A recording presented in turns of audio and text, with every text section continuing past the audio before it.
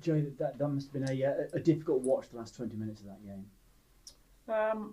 Yeah, I mean, it's a game we expect to win. It's a game that we need to win in the situation we're in, and a game that we didn't win. So obviously a real frustration there. I mean, I think everybody will watch the goal back that we had disallowed and just scratch their heads.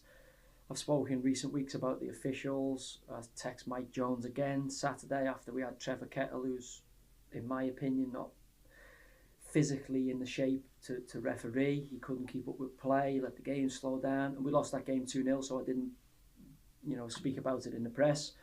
And then we've had a guy today who's disallowed a perfectly good goal off off the linesman out the far side, who's had a guess clearly, at a player being offside who's not actually interfering with play. So the mind boggles. I mean, those guys will go back to work, they'll go back into the lives, the unaccountability that they have. And, they could have well, caused us serious damage for our attempts to stay in the division, because I think if we score that game, we're the only side looking likely to win. And goals change games, and unfortunately, officials again have decided the outcome of that football match. And you're on the front foot for much of the game. How frustrating is it that when this keeps happening, you keep shipping sloppy goals? Yeah, if you don't score, you always leave teams the opportunity to put one on you. Look, there's many issues at the club. I'm here to reset that in many ways, and I've just come out of a meeting with the owner and CEO there. And we've just got to keep everybody upbeat and positive. I've been brought into the club for the Great Reset. Clearly there's a lot of things that are wrong. There's a lot of things that need to be put right. I'm fully aware of all of those. I can only speak to the Rovers fans to say, look, I'm fully aware of it. I can't speak about them publicly because we've got to make sure we take care of that in-house, and it's got to stay, in the confines of our football club, and then the guys will see the performances and the results on the pitch. The ability to do that, once the windows are closed in January, is taken away from me. There's a few players who need to have a long, hard look at themselves and decide whether they want to be part of this football club going forward. I spoke about that Saturday. I'm speaking about that again today. And that's not an idle threat. That's not me being aggressive or threatening anybody. That's me simply stating that this football club deserves more and will get more in the future. Because certainly, for much of the game, you're on the front foot, and then when the goal goes in, you could sort of see the collective shoulders slump in some of those players. How difficult would it be to get them back to a place where they can go out and play the kind of football they're capable of? Yeah, as a manager, you want to inspire them and you want to try to get them to move in the right direction and move forward. But as we've seen, recent weeks, at Charlton we're 2-0 up, they score, confidence evaporates. At the minute, everything that we build is built on sand because of the processes and the structural damage that's been done before we turned up. We haven't had the ability to train the lads because you're just preparing for games. When I say we haven't had the ability, we can't get work sessions into them because there's a game every 3 days. So we're just freshening lads back up and giving them as much information as they can take on board at this moment. And especially as they're in a low confidence mode because, they've been in the wrong part of the league table for a large part of the season. So it won't suffice, everybody, and I know that, and I feel like I'm speaking to the supporters base via yourselves when I speak. I can't explain how we're going to get there because, as I say, that's charted out, that's mapped out. It's been mapped out for the last 3, 4, 5 weeks. I know exactly how we can do it, but I can't activate on that at this moment. I can't put those structures in place.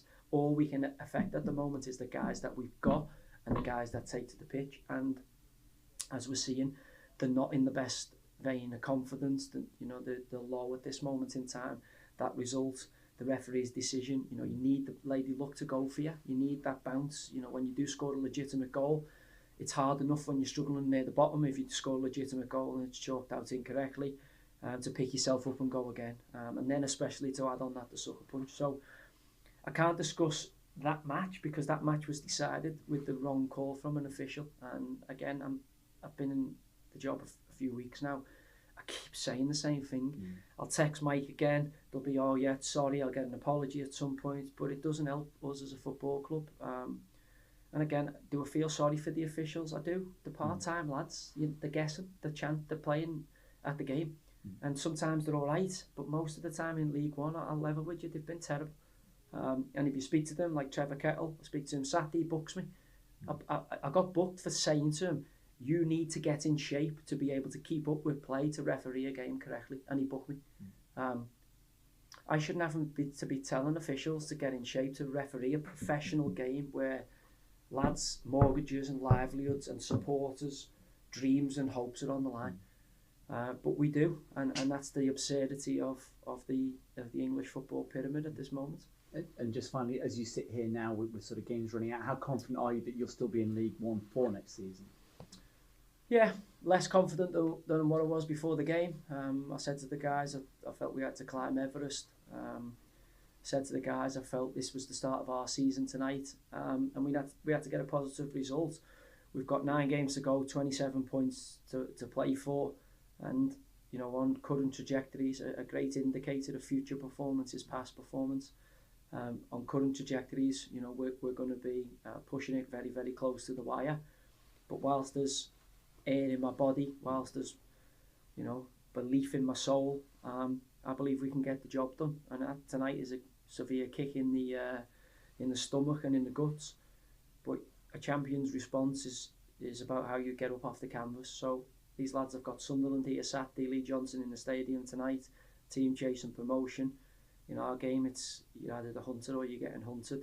And at this moment in time, you know, we've got to dust ourselves down and we've got to be ready to meet fire with fire. And I can't just keep talking about it. It can't be me and the staff talking about it.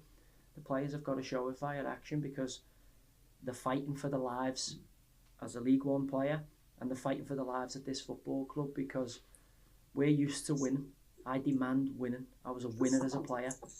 I don't enjoy losing, and I've got to curtail my natural edge because my natural urge to win and the people that can't come on the journey with us would be destructive between now and the end of the season before the window opens and before we can get the correct components into our club.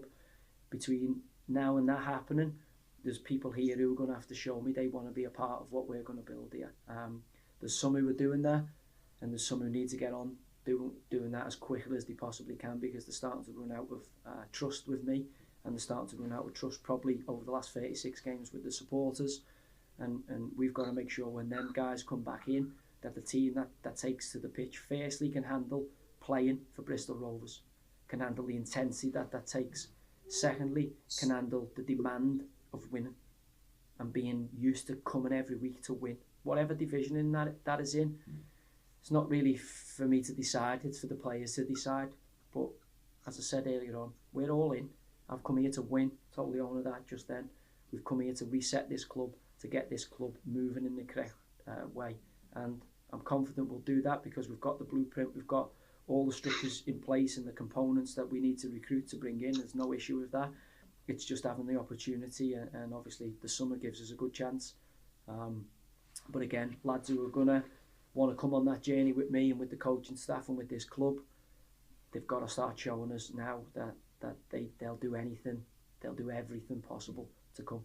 Because if not, they won't be here.